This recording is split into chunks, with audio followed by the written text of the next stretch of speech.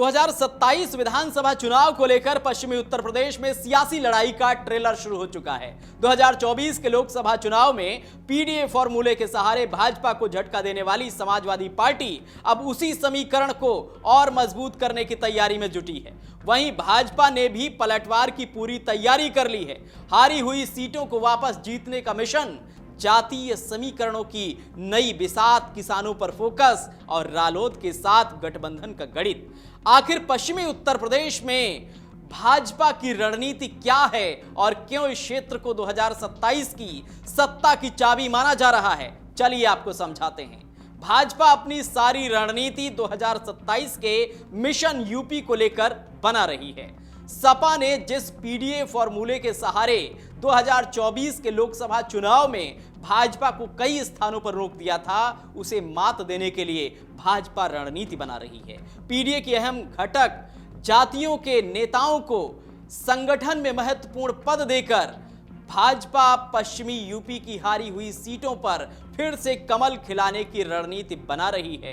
प्रदेश में किसानों को किए गए रिकॉर्ड गन्ना भुगतान को भी मजबूती से पेश किया जाएगा।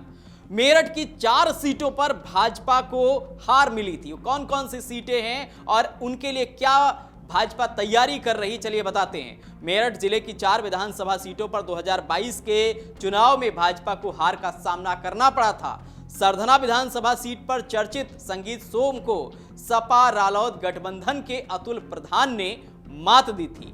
सिवाल खास सीट पर भाजपा के मनिंदर पाल सिंह को सपा रालोद के गुलाम मोहम्मद ने पटखनी दी थी। इसी तरह से मेरठ शहर सीट पर सपा रालोद के रफीक अंसारी ने भाजपा उम्मीदवार कमल दत्त शर्मा को हराकर दूसरी बार जीत हासिल की थी।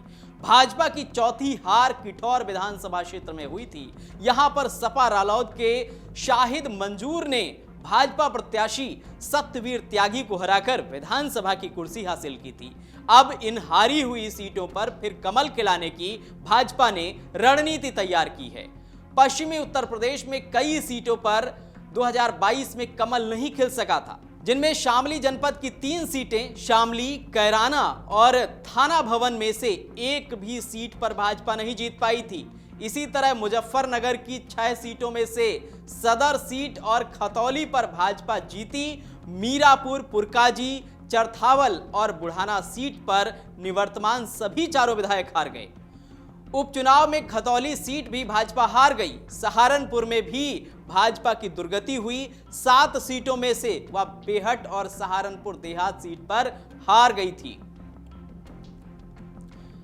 बागपत में छपरौली सीट पर भाजपा को हार मिली। इसी तरह मुरादाबाद मंडल के जिलों में भी भाजपा को कई सीटों पर करारी हार का सामना करना पड़ा। गाजियाबाद, हापुड़ और बुलंदशहर जिलों में भाजपा का सम्मान बचा था। पीडीए फॉर्मूले को मात देने की जो तैयारी है उस पर अगर बात करें, भाजपा ने सपा के पीडीए फॉर्मूले को मात देने के लिए विशेष रणनीति बनाई है। गुर्जर जात के नवाब सिंह नागर को भाजपा ने पश्चिम क्षेत्र का अध्यक्ष बनाकर ओबीसी समुदाय को बड़ा संदेश दिया है। जाट समाज से आने वाले पुराने कैडर के नेता चौधरी देवेंद्र सिंह को किसान मोर्चा का प्रदेश अध्यक्ष बनाकर किसानों को साधने की कोशिश की गई है। प्रदेश सरकार द्वारा पिछले 9 सालों में किसानों को किए गए रिकॉर्ड गन्ना भुगतान की उपलब्धि को भी भुनाया जाएगा। इसके लिए विशेष रिपोर्ट तैयार करके किसानों के बीच पार्टी कार्यकर्ताओं को भेजा जाएगा। रालोद के साथ रहने से भाजपा को कितना लाभ मिल सकता है, इस पर भी चर्चा करेंगे। 2022 के विधानसभा चुनाव में राष्ट्रीय लोकदल यानी कि रालोद ने सपा के साथ मिलकर चुनाव लड़ा था। अब रालोद का भाजपा के साथ गठबंधन है और वह केंद्र और राज्य सरकार में भी शामिल है। रालोद अध्यक्ष चौधरी जयंत सिंह इस समय केंद्र सरकार में मंत्री हैं। जाहिर है भाजपा के साथ गठबंधन का फायदा राष्ट्रीय लोकदल को तो मिलेगा ही, भाजपा को भी रालोद के साथ होने से सियासी लाभ हो सकता है। रालोद के साथ से भाजपा को 2022 में हारी सीटों पर जीत हासिल होने की उम्मीद है। हालांकि सीटों के बंटवारे का फॉर्मूला चुनाव से ऐन पहले ही तय होगा। रालोद भी खुद को मजबूत करने की कोशिश में जुटा हुआ है। चौधरी अजित सिंह के निधन के बाद रालोद की कमान पूर्व प्रधानमंत्री चौधरी चरण सिंह की तीसरी पीढ़ी चौधरी जयंत के हाथों में है। ऐसे में जयंत सिंह ने रालोद को मजबूत करने का बीड़ा उठाया है। रालोद ने पंचायत चुनाव भी अकेले दम पर ही लड़ने की घोषणा की। अब रालोद ने भाजपा से नाराज त्यागी समाज को भी साधने का प्रयास करके बड़ा सियासी संदेश दिया है। जेडीयू छोड़ने वाले वरिष्ठ नेता केसी त्यागी को रालोद संसदीय बोर्ड का अध्यक्ष बनाकर अहम संदेश दिया गया है। केसी त्यागी के पुत्र अमरीश त्यागी को रालोद ने युवाओं को जमीनी स्तर पर संगठन से जोड़ने की जिम्मेदारी सौंपी है। इससे पहले अमरीश त्यागी ने भाजपा के लिए भी चुनावी रणनीति बनाने का काम किया था। अब देखना होगा भाजपा और उसके सहयोगी दलों की यह रणनीति विधानसभा चुनाव में कितनी कारगर साबित होती है। फिलहाल आपका क्या मानना है, कमेंट सेक्शन में जरूर बताइएगा।